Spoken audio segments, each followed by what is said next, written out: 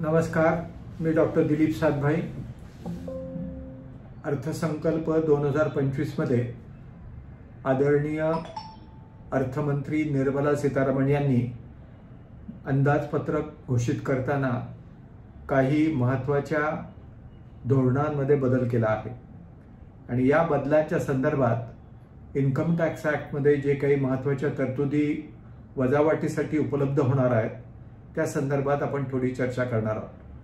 पहिला महत्त्वाचा बदल, राष्ट्रीय बचत योजनेतून काढलेली रक्कम आता पूर्णतः करमुक्त होणार आहे।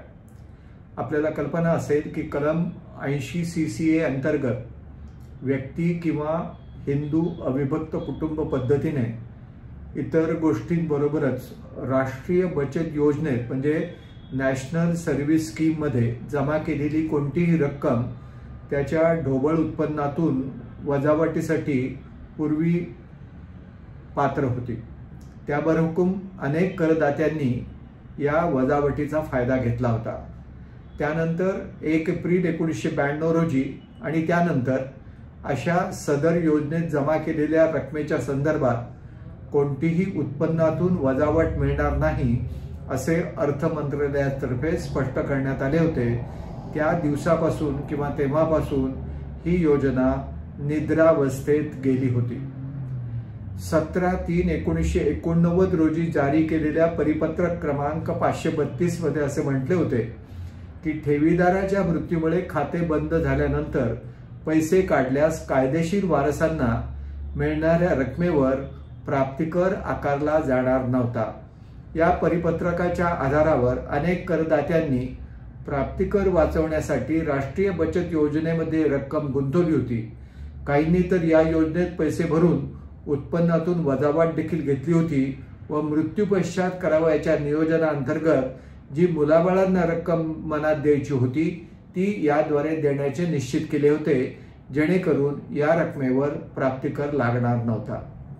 कलम 80 CCAच्या उपकलम 2 मध्ये इतर गोष्टींबरोबरच अशीही तरतूद आहे की जेव्हा अशी रक्कम योजनेअंतर्गत करदात्याच्या खात्यामध्ये जमा असलेल्या अशा रकमेबरोबरच अगोदरच जमा असलेल्या व्याजासह खात्यातून काढली जाईल तेव्हा ती रक्कम त्या वर्षाचे करदात्याचे करपात्र उत्पन्न मानले जाईल व त्यावर प्राप्तिकर आकारला जाईल असे स्पष्ट करण्यात आले होते। तथापि ही तरतूद 1 एप्रिल 1992 पासून रद्द झाली असल्याने फक्त 1991-92 आणि त्यापूर्वीच्या आर्थिक वर्षात या योजनेत जमा केल्या गेलेल्या आणि ज्यावर उत्पन्नातून वजावटीचा दावा केला गेला असेल असे पैसे काढण्यावर सदर रक्कम करपात्र होणार होती। आर्थिक व्यवहार विभागाने 29/8/2024 रोजी एक अधिसूचना जारी केली आहे। यामध्ये असे म्हटले आहे की 1/10/2024 नंतर राष्ट्रीय बचत योजनेमधील शिल्लक रकमेवर कोणतेही आता यापुढे व्याज दिले जाणार नाही। या अधिसूचनेमुळे पैसे काढण्यास भाग पडलेल्या करदात्यांच्या आर्थिक अडचणींना तोंड देणाऱ्या व्यक्तींना दिलासा देण्यासाठी कलम 80 CCA मध्ये योग्य ती सुधारणा करण्यासाठी अर्थ मंत्रालयाला अनेक करदाते आणि संस्थांकडून निवेदने प्राप्त झाली होती। अशा करदात्यांना दिलासा देण्यासाठी 29 ऑगस्ट 2024 रोजी किंवा त्यानंतर पूर्वी ठेवलेल्या ज्या ठेवींसाठी उत्पन्नातून वजावटीसाठी कलम 80 CCA अंतर्गत अनुमती होती त्या ठेवींमधून व्यक्तींनी काढलेल्या रकमेवर करमुक्ती देण्यासाठी कलम 80 CCA मध्ये सुधारणा करण्याचा प्रस्ताव अर्थसंकल्प 2025 मध्ये ठेवण्यात आला आहे। त्यामुळे ही सवलत 1/4/1992 पूर्वी राष्ट्रीय बचत योजनेत केलेल्या ठेवींना तसेच त्यावर जमा झालेल्या व्याजासही देण्यात येणार आहे। हा प्रस्तावित बदल 29 ऑगस्ट 2024 या पूर्वलक्षी तारखेपासून लागू झालेला आहे। दुसरा महत्त्वाचा बदल, स्टार्टअप्सना नफ्यातून 100% वजावट मिळणाऱ्या कालावधीमध्ये आता वृद्धी करण्यात आली आहे। कायद्याच्या कलम 80 IACच्या विद्यमान तरतुदीनुसार इतर गोष्टींबरोबरच पात्र स्थापनेपासून वर्षापासून सुरू होणाऱ्या 10 वर्षापैकी सलग 3 मूल्यांकन वर्षासाठी पात्र व्यवसायातून मिळवलेल्या नफ्याच्या 100% रक्कम उत्पन्नातून वजावट करदात्याच्या पर्यायावर खालील अटींवर आता मान्य करण्यात येते आहे. 1.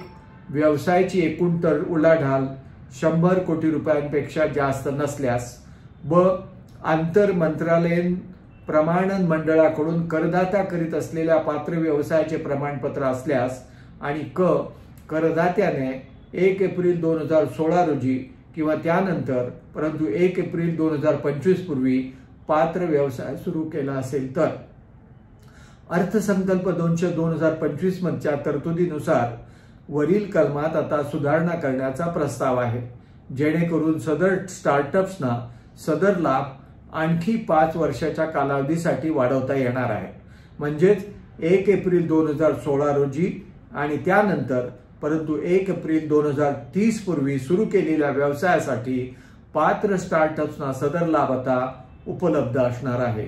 सदर सुधारणा 1 एप्रिल 2025 पासून लागू होणार आहे. हा व्हिडिओ जर आपल्याला आवडला असेल तर जरूर लाईक करा, शेअर करा आणि माझ्या YouTube चॅनलला सबस्क्राईब करा. धन्यवाद.